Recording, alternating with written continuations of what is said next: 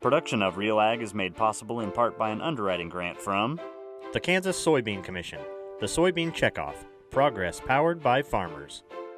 Kansas Farmers Union, working to protect and enhance the economic interests and quality of life for family farmers, ranchers, and our rural communities. Learn more about our mission of education, cooperation, and legislative advocacy at kansasfarmersunion.org.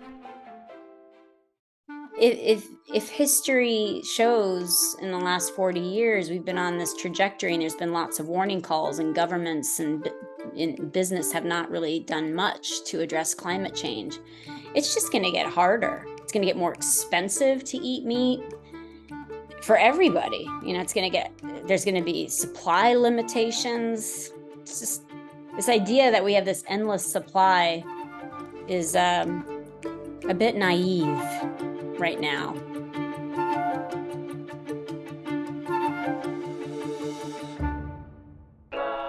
You are what you eat. It's a tired old saying. We probably heard one of our grandparents say it. But it's true. Our entire body is made out of the things we consume. So, what are we eating? And beyond that, where is it coming from? What's the history? What are the consequences of what we consume? Not just for our bodies, but for our minds. And beyond that, the planet. Because what we often forget is what we eat impacts the world around us. Our air, our water, our soil, our society.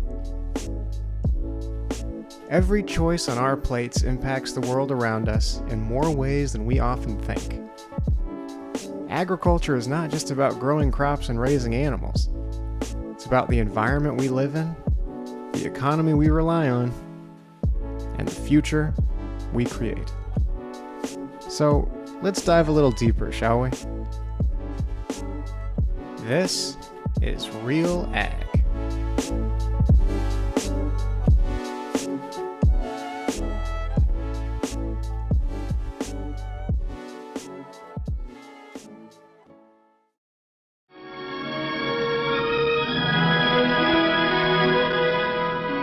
This is high cow country.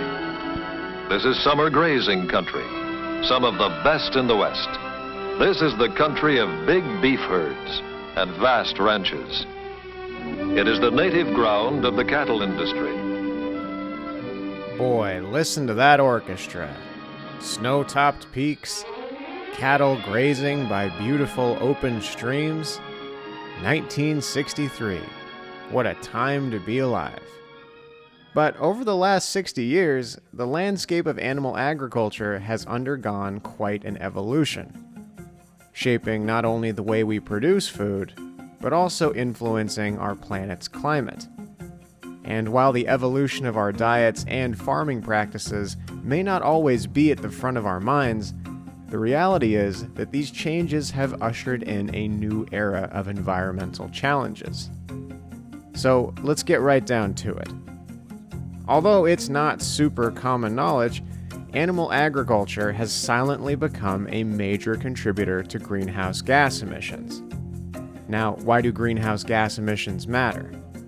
Well, they matter because they play a huge role in shaping the Earth's climate, leading to rising temperatures, extreme weather events, impacts on ecosystems, and sea level rise.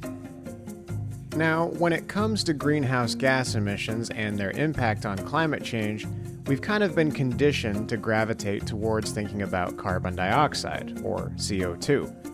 And there's a reason. It's very prominent in discussions about emissions. It can also remain in the atmosphere for hundreds to thousands of years. However, there's a climate change culprit that often flies under the radar: methane.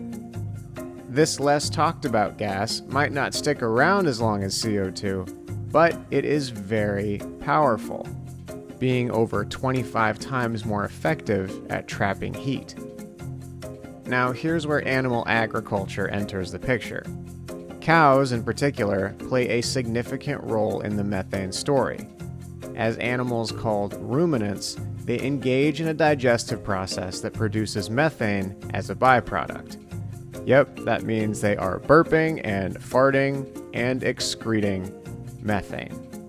And collectively, the livestock industry emerges as a big contributor to methane emissions, significantly impacting our climate. So while CO2 often steals the show when we talk about climate change, it's time to shine a spotlight on methane. The idea that animal ag is part of the climate problem is actually not new. We've known this since about the mid-1980s. The industry has really fought to keep it from reaching the headlines. But it's always been an important part of the problem. Meet Jennifer Jacquet, a dynamic force in environmental science and advocacy. As a respected author and professor, she's been igniting conversations that bridge science, ethics, and the urgent need for collective action on climate. She also wrote this book, and it's phenomenal. What is currently happening is that as we realize we've pushed the climate system to the brink, that we really are in a moment of crisis, we have to deal with short-term warming as well as the long-term warming of carbon dioxide. And that short-term really has to do with methane. So I don't see any way in which meat and dairy are not part of climate policy moving forward. We have to consider the immediate short-run benefits of reducing meat and dairy production as part of the climate solution. In 2018, a collaboration published a big report called Emissions Impossible about the meat and dairy companies and their emissions globally. So they looked at the 35 largest meat and dairy companies. And it turns out that the 5 largest meat and dairy companies actually emit more in terms of greenhouse gases than ExxonMobil. So of course, ExxonMobil is still the largest player in the sort of transnational corporation space, but it's just to show you that the individual meat and dairy companies are quite substantially responsible for emissions. Now here's where this all gets very interesting. The link between meat and dairy production, responsible for significant methane emissions, extends beyond the pastures and into the realm of political influence. So then I thought, I'll start looking at this other portion of it, which is how have these companies been involved then in shaping the political context, the social context for how we respond to these emissions. And then when you start looking closely at that, and that was a team effort with a couple colleagues, we were looking at the 10 companies that were based here in the US because we had to rely on some public records and databases, looking at their lobbying, looking at how they report emissions, looking at whether or not they donate to what we've termed the climate change counter movement, organizations that are actively working against climate policy. And we found that, of course, those 10 big meat and dairy companies have all been involved in some extent in what we would call climate obstruction. And so I think this really brings to light an important factor in the climate conversation, which is that many of these companies that have large emissions are currently warming the planet, have brought us to a point of crisis. They're not just involved with physically affecting the world, but they're involved in shaping the social forces that prohibit us from actually doing something about that change. And so it's not just the kind of physical pollution, but there's this information pollution, political pollution as well. One thing that was very striking about the work that we published in 2021 on the climate responsibilities of industrial meat and dairy companies is that as a percentage of revenue, Tyson actually spends more on lobbying. Tyson's the largest meat company in the United States. It spends more on lobbying as a percentage of revenue than ExxonMobil. So that also shows you that these companies are very politically active. And again, in some ways, meat and dairy companies seem to be even more politically active than oil and gas companies. Now, you might be asking, why does this matter? Shouldn't meat and dairy have a right to as many lobbyists as they want? Well, when large meat and dairy companies hold considerable lobbying power, it raises concerns about potential influence on policies. The risk being that regulations might be shaped in a way that prioritizes economic interest over environmental sustainability.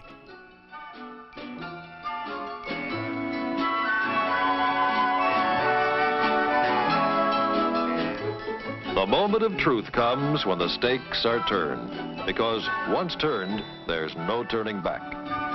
I'm a nutritionist by training, but over the last couple of decades, I've been working on the linkages between climate, environment, agriculture, and nutrition, with the idea of how can we ensure that people get access to healthy and sustainable diets. So jumping right in, how do we? It's complicated. Oh boy, is it complicated. But Jess is a great person to talk to about that. This is Jessica Fonzo, a trailblazer in the field of global food systems and nutrition. As a respected professor, author, and policy expert, she's been navigating the complex intersections of food, health, and the environment. We had a phenomenal chat about a million different things that I don't have the time to include in this episode, but she's someone whose work you should really be aware of. The main reason I wanted to talk to her, though, was to ask her this question. Is there a way that we can meet global meat demand with a growing population and do it somewhat sustainably, or is that kind of a pipe dream? It's going to be difficult unless we do more substitution with low environmental footprint animal foods, like moving more towards chicken or seafood, like bivalves, aquaculture. But this idea that you're going to be able to stay on the same path and increase red meat consumption, largely the science suggests that's not a sustainable path. And the unfortunate thing about that, and what makes livestock industry so nervous, is that means that there's a contraction of the livestock industry and loss of a lot of jobs and all of the kind of peripheral jobs that livestock depends on, slaughterhouses, manure management. There's a ton of industries around the livestock industry that rely on that. It's going to be difficult to show otherwise if we keep consuming the same kinds of portions of red meat, keep expanding the livestock industry. Even if we breed better cows, it's still going to extensify onto new landscapes that could have detrimental impacts on biodiversity and other things. Now, this bridges us to our next point. Because of the pressure being put on the livestock industry, there has been a lot of research around reducing methane from cattle. Researchers are investigating the development of vaccines that target specific microbes in the stomachs of cattle, thereby minimizing the amount of methane produced. There's also research in food additives, such as compounds derived from seaweed, that are being studied for their potential to alter the digestive processes in cattle, resulting in reduced methane emissions. But if the methane problem is fixed, is that going to be enough? So there's all these technologies coming out to try to reduce methane from cattle, but it still doesn't fix the environmental issues around deforestation, biodiversity loss, freshwater declines, land use conversion. So it only fixes part of the problem. That's right, land use is another piece of the puzzle. As our population grows, it's important to think about how we use land for food. Raising animals for food takes up a lot of space and can harm the environment, whereas growing crops directly for people to eat has been seen as a better way to use land because it's more efficient. Because with more people to feed, using the land wisely becomes even more crucial. There's this disconnect that we're going to be able to do everything we keep doing into the future. if history shows in the last 40 years, we've been on this trajectory and there's been lots of warning calls, and governments and in business have not really done much to address climate change. It's just going to get harder. It's going to get more expensive to eat meat for everybody. There's going to be supply limitations. It's just this idea that we have this endless supply is a bit naive right now. So, we're a little over halfway through this episode, and we haven't even begun to scratch the surface on all of the things going on in animal agriculture. Originally, I wanted to talk about all kinds of animal ag things that aren't commonly known, like how chickens used to look like this, and now they look like this. It is a really interesting story how that happened. I wanted to chat about why I could show a pig farming operation back in the 1960s, but I can't show one on TV now. I wanted to talk about antibiotic resistance and why that matters to us. But instead, I think it's important to close out this piece by taking a closer look at a different type of protein that doesn't get a lot of coverage here in the US. So how did you get into this work? Like, how did you kind of stumble into this? It seems like, from what I could kind of tell piecing your background together, it seems like a pretty interesting story. Well, it started in 1995. I'm a tropical entomologist, so I was often working in the tropics. And I worked 3 years in Niger, in Africa. And I never realized that you could eat insects. And when I came back, it was in 1995. I left Niger in 82. I came back in 95 to interview people about cultural aspects of insects, which is insects in medicine, insects as food, insects in folklore, all those kind of things. And then I learned that the women in Niger were making more money by selling the grasshoppers from their millet than by selling their millet. And I thought, how could I have been so stupid working 3 years here and never realized that this was happening? But then I understood, because people don't want to talk about it. Because they know that white people, that they consider it a disgusting habit, a primitive habit. So they don't talk to us about it. And when I knew this, I started to deliberately ask in all my subsequent interviews in Africa, asking about this. So then I became really interested. Meet Arnold van Huis, the legendary entomologist reshaping our approach to sustainable food. With a passion for insect protein, he's been sparking a revolution in how we think about the future of nutrition. So jumping kind of right in, what are the environmental benefits of using insects as a protein source compared to kind of the traditional livestock we've used? If you look at greenhouse gas emissions, ammonia emissions from livestock, that's quite high. 15% of all greenhouse gas emissions are coming from livestock, and 2/3 of all emissions of ammonia also from livestock. So insects are doing, in terms of greenhouse gas emissions, about 6-7 times better. So less emissions, and ammonia much less emissions. Also, they use less land, about 10 times less land, and these comparisons are a life cycle analysis, which means you take everything into account until the end product. So in terms of water, land, greenhouse gas emissions, ammonia emissions, insects are doing much better. Besides, if you look at some of those insects, like the black soldier fly, they're able to convert low-value organic side streams to high-value proteins. So the black soldier fly can handle almost anything. They can even handle manure, which is their natural substrate, to convert it. So those are the benefits. The black soldier fly, which Arnold is talking about, is kind of like nature's upcycler. It works its magic by converting low-value organic matter, even manure, into high-quality edible protein. This process not only reduces waste, but provides a sustainable option for producing a protein-rich feed. And now you might be wondering, well, what do you mean by feed? Well, these insect proteins have been largely used for animal consumption. There is a lot of interest in insects as feed. That's for pets, for fish, poultry, and for pigs. I think that is more than 90%. But you may wonder whether it's really profitable and whether it's really economic to feed the insects first to poultry and then eat the chicken. Why not eat the insects directly? I mean, it's much more efficient.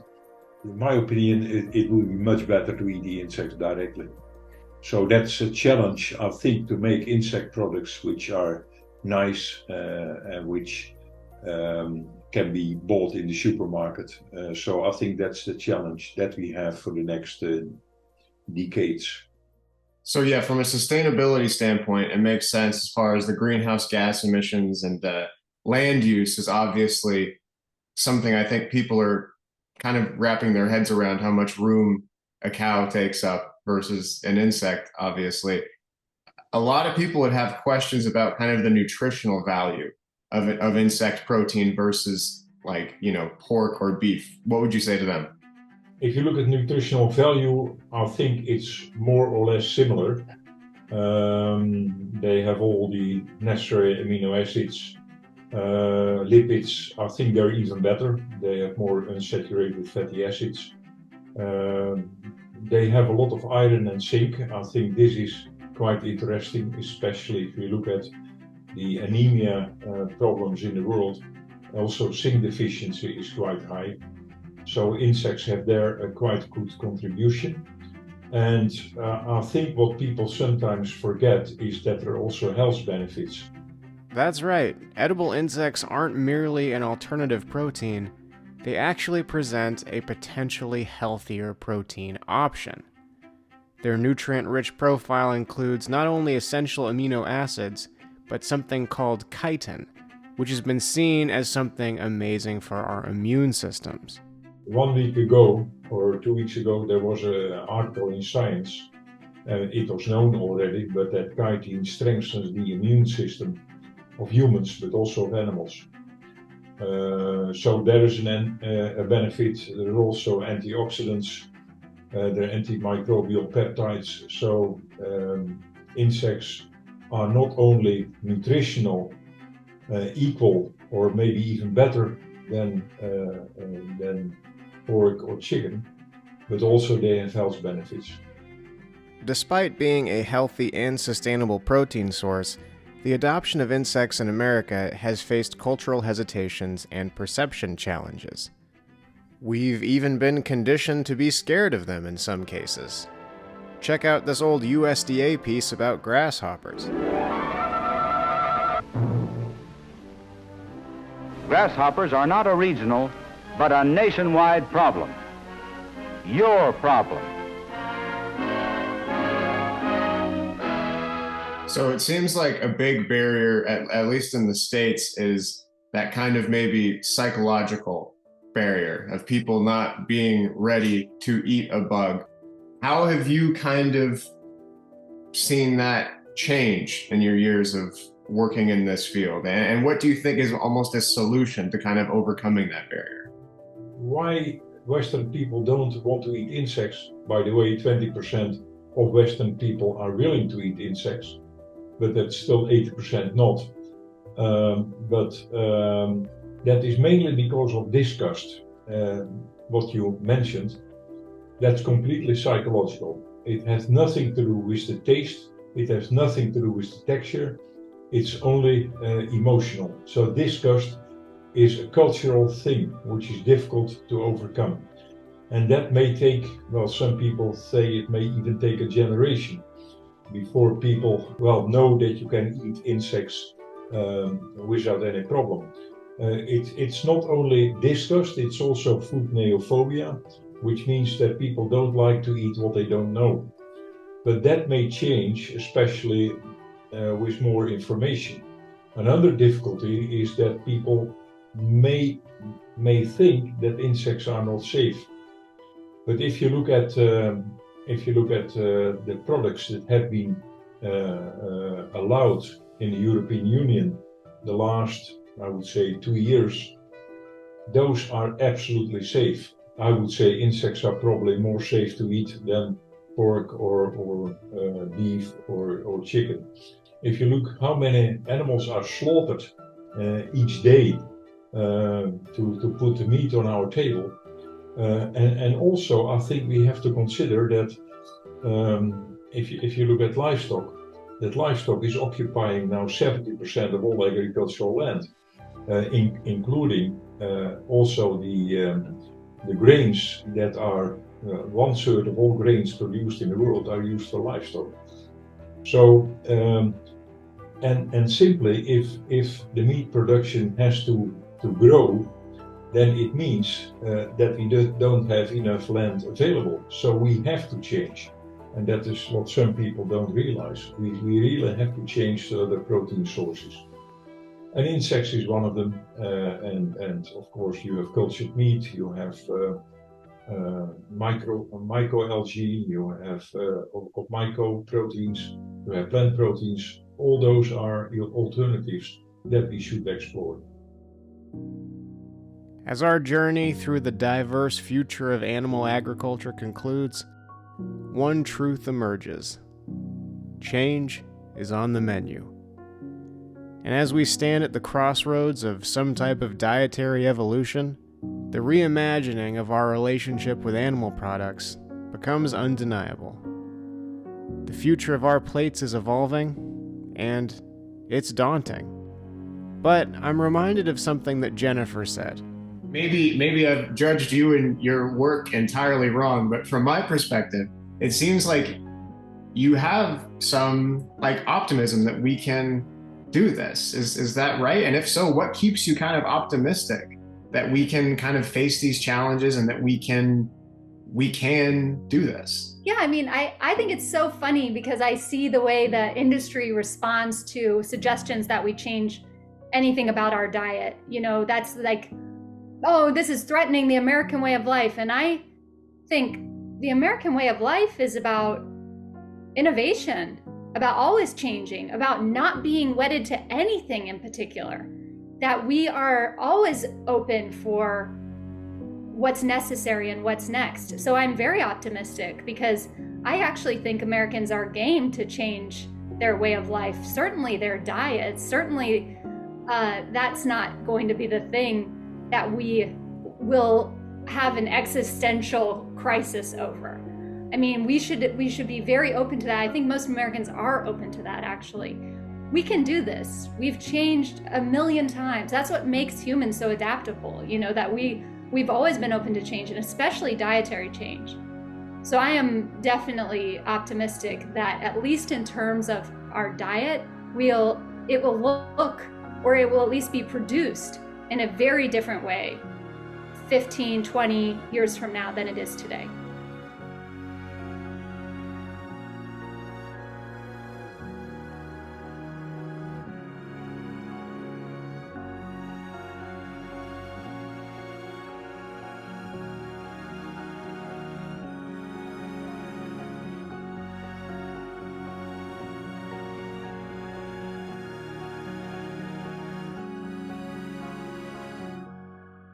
Production of Real Ag is made possible in part by an underwriting grant from the Kansas Soybean Commission, the Soybean Checkoff, progress powered by farmers. Kansas Farmers Union, working to protect and enhance the economic interests and quality of life for family farmers, ranchers, and our rural communities. Learn more about our mission of education, cooperation, and legislative advocacy at kansasfarmersunion.org.